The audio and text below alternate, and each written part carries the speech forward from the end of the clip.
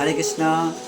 শ্রী চৈতন্য মহাপ্রভু এই পৃথিবীতে অমূল্য একটি সম্পদ দিয়েছেন, যা সবচেয়ে খুব সহজ, আবার সবচেয়ে কি অত্যন্ত দুর্লভ। সকলে আমরা এটা কি চৈতন্য মহাপ্রভুর কৃপা লাভ করতে পারি কিভাবে?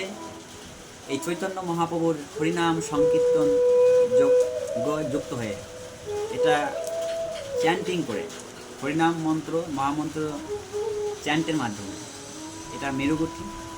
তো এখান থেকে আমরা শুরু করতে পারি।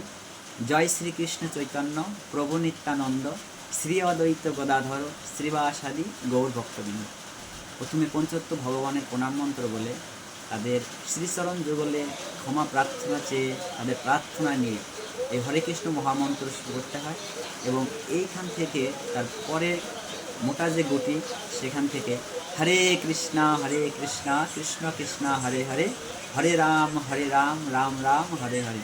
কৃষ্ণ নাম করজীব আর সব মিশে, পালাইতে পথ নাই জম আছে পিছে।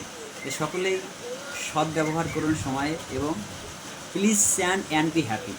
হরে কৃষ্ণ মহামন্ত্র জপ করুন এবং সুখী হন, শ্রীল প্রভুপাদ বলেছেন, এবং সকলেই আনন্দে জীবন অতিবাহিত করুন।